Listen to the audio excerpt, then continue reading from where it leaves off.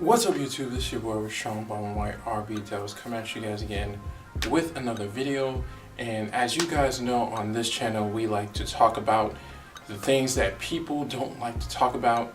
And in today's video we have a devastating topic, some more devastating news, a big event that happened over this past weekend.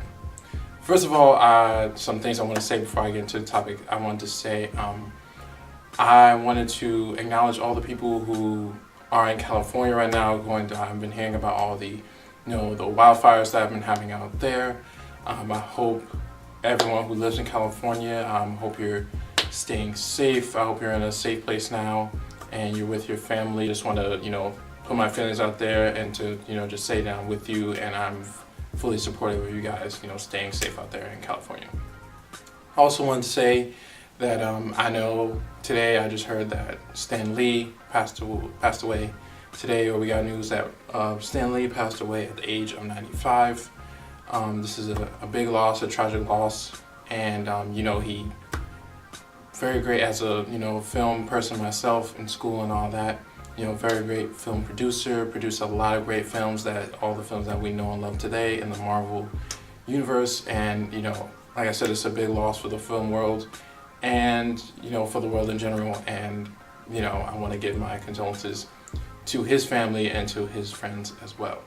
Now let's get into the topic of today's video. So over this past weekend, on Sunday specifically, 26-year-old security guard Jemel Roberson was working at Manny's Blue Room Bar in Robbins, Illinois, when he was attacked by a gun-wielding man. Now, it is said that this man was causing a disturbance in the bar earlier that day, and he was kicked out of the bar earlier, and he came back, wielding a gun. Now, Jemel Roberson was able to, he returned fire to the man and was able to actually take him down and pin him to the ground.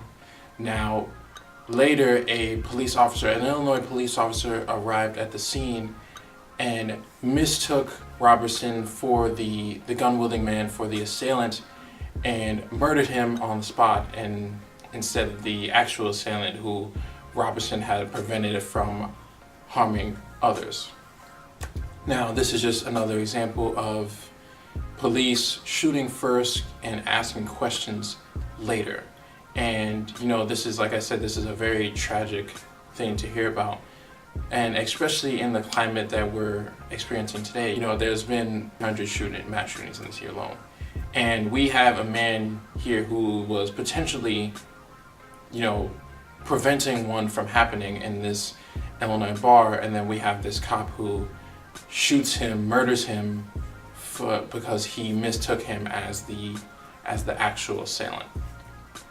Now, this is obviously a racial issue, and I just wanted to, there was a big quote that I heard. I watched the Hate U Give over this past weekend, and there was a big quote that Issa Rae's character said in the film, and she said, "You can never be unarmed when our skin color is the weapon that they fear."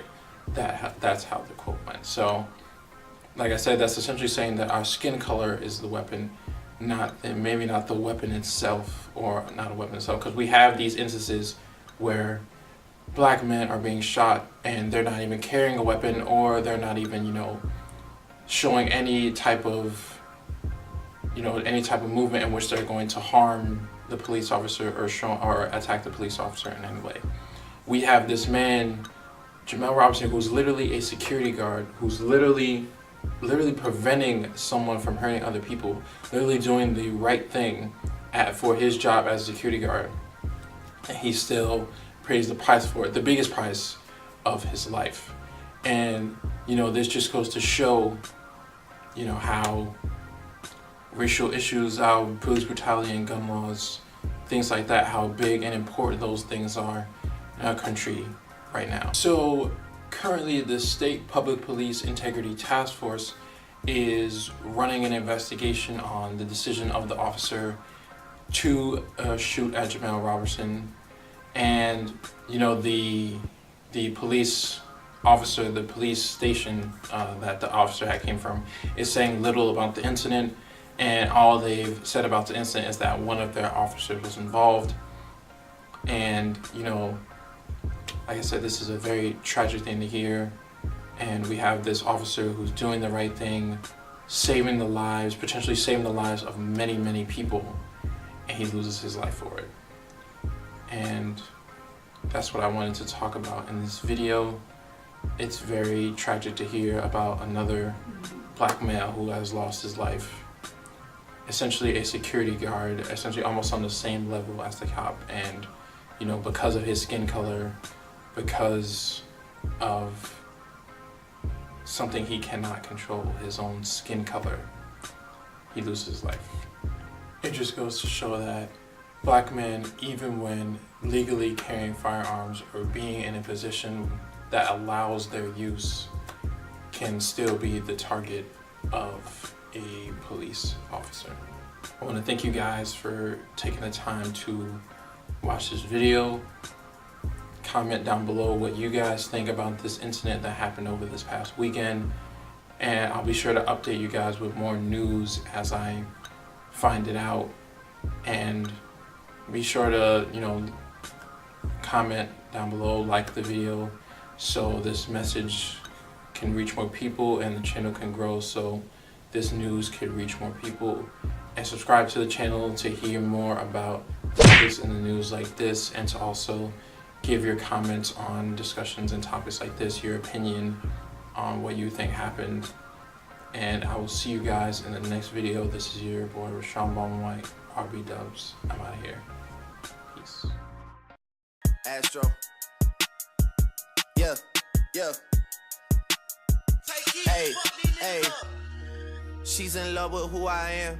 Back in high school, I used to bust it to the dance. Now I hit the FBO with duffels in my hands. I did half a Zan, 13 hours till I land. Had me out like a light, like a light, like a light.